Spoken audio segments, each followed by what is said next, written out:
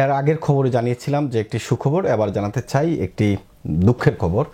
দুঃখের খবর তাদের জন্য যারা মানব পাচারে যুক্ত, তাদের জন্য। ইউরোপের 5টি দেশে অভিযান পরিচালনা করা হয়েছে, যেখান থেকে 20 জনকে গ্রেপ্তার করা হয়েছে। এই সংবাদটি জানিয়েছে ইনফো মাইগ্রেন্টস। খবরে বলছে যুক্তরাজ্য এবং জার্মানিতে শত শত সিরিয়ান অভিবাসী পাচারে জড়িত একটি চক্রকে ভেঙে দিতে আন্তর্জাতিক অভিযান পরিচালনা করেছে যুক্তরাজ্যের ন্যাশনাল ক্রাইম এজেন্সি এনসিএ। 5টি দেশ থেকে গ্রেপ্তার করা হয়েছে সন্দেহভাজন 20 জন মানব পাচারকারীকে। ইউরোপ জুড়ে মানব পাচারে জড়িত সিরিয়ান নাগরিকদের একটি নেটওয়ার্কের বিরুদ্ধে তদন্ত করেছিল জার্মানি। সেই তদন্তে সহযোগিতা করে আসছে এনসিএ। তদন্তের অধীনে যুক্তরাজ্যের উলভারহ্যাম্পটনের বিলস্টনের বাড়ি থেকে এক ইরাকি নাগরিককে গ্রেপ্তার করে এনসিএ। ইউরোপোল এবং ইউরো জাস্টের সমন্বয়ে বুধবারের এই অভিযানে শেষ খবর পাওয়া পর্যন্ত ইউরোপ জুড়ে অন্তত 20 জনকে গ্রেপ্তার করা হয়েছে। অভিযানে এনসিএ এবং জার্মান পুলিশের সঙ্গে অংশ নিয়েছে অস্ট্রিয়া, নেদারল্যান্ডস, পোল্যান্ড, বসনিয়া, সার্বিয়ার আইন প্রয়োগকারী সংস্থাগুলো। বুধবারের অভিযানে জার্মানি থেকে 4 জন, অস্ট্রিয়া থেকে 6 জন,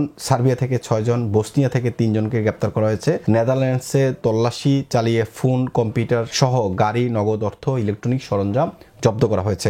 এনসিএ জানিয়েছে মানব পাচারকারী সন্দেহে আটক 20 ব্যক্তি অন্তত 750 জন সিরীয় অভিবাসীকে যুক্তরাজ্য ও জার্মানিতে পাচার করেছে। প্রত্যেক অভিবাসীর কাছ থেকে 4,500 ইউরো থেকে শুরু করে 12,000 ইউরো পর্যন্ত আদায় করেছে তারা। ধারণা করা হয় 2021 সাল থেকে ইউরোপের 20টি দেশে সক্রিয় রয়েছে এই নেটওয়ার্কটি। অভিবাসীদের জার্মানিতে পাচারের আগে বলকান অঞ্চল হয়ে পূর্ব ইউরোপে নিয়ে আসা হতো। এই চক্রটি একসঙ্গে অন্তত 100 মানুষকে পাচার করেছে বলে তথ্য পাওয়া গেছে। এদের মধ্যে যাদের গন্তব্য যুক্তরাজ্য, তাদের নেদারল্যান্ডস হয়ে নৌকার মাধ্যমে পাঠানো হয়। অভিযানের অংশ হিসেবে বিলস্টনের নিজ বাড়ি থেকে 35 বছর বয়সী ইরাকি নাগরিক হুসাম আল রামলিকে গ্রেপ্তার করে এনসিএ। এক বিবৃতিতে সংস্থাটি জানিয়েছে ওই ব্যক্তি অভিবাসীদের অনিয়মিতভাবে বেলারুশ থেকে পোল্যান্ড নিয়ে আসতো এবং সেখান থেকে তাদের জার্মানি পৌঁছে দেওয়ার কাজ করত। অভিবাসী পাচার সংক্রান্ত বিজ্ঞাপন ইন্টারনেটে প্রচারের অভিযোগও রয়েছে তার বিরুদ্ধে। ওই ইরাকি নাগরিককে গ্রেপ্তারের সময় এনসিএর সঙ্গে পুলিশ আইনশৃঙ্খলা বাহিনীর সদস্যরাও ছিলেন।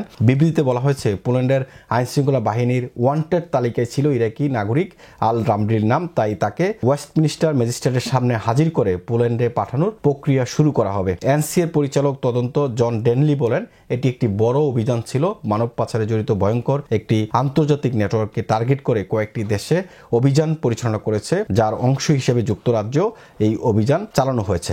সুতরাং মানব পাচারকারীদেরকে নিয়ে যে বড় বড় অভিযান পরিচালনা করা হয়, তার মধ্যে সবচেয়ে বড় অভিযান ছিল এটি, যেটিতে প্রায় 5টি দেশে এই অভিযান পরিচালনা করা হয়েছে, যেখান থেকে 20 জন মানব পাচারকারীকে গ্রেপ্তার করা হয়েছে। বিশেষ করে এই মানব পাচারকারী একটি বড় চক্র, যেটি ইরাকি এই পর্যন্ত 750 জন নাগরিককে তারা ইউরোপের বিভিন্ন দেশে সেটেল করে দিয়েছে। তাদের প্রত্যেকের কাছ থেকে মিনিমাম 4,000 ইউরো থেকে শুরু করে 12,000 ইউরো পর্যন্ত এই মানব পাচারকারী চক্র আদায় করেছে। আমরা বিভিন্ন সময় বাংলাদেশি মানব পাচারকারীর কথা শুনি। মানব পাচারকারীদের বিরুদ্ধে ইউরোপীয় জোন যে নতুনভাবে তারা সংঘবদ্ধ হয়েছে এবং এর আগেও নানানভাবে তারা অভিযান পরিচালনা করেছে, কিন্তু এখনকার সময় এই মানব পাচারকারীদের বিরুদ্ধে এক ধরনের সংগ্রাম বা লড়াই তারা আসলে চালু করেছে, যার ফলে এই যে বড় মানব পাচারকারী চক্রের বিরুদ্ধে যে নেটওয়ার্কটি ছিল, এই নেটওয়ার্কটি ভেঙে দিতে সক্ষম হয়েছে।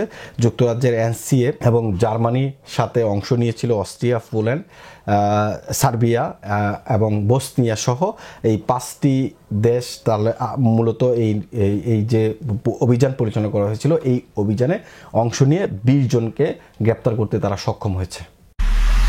এমআইবি সংবাদ ও সংবাদ সংশ্লিষ্ট অনুষ্ঠান দেখতে ভিজিট করুন www.mibtelevision.tv ও facebook.com/mibtelevision.tv এবং সাবস্ক্রাইব করুন youtube.com/mibtelevision এ। এমআইবি টেলিভিশন, সত্য খবর, সঠিক খবর।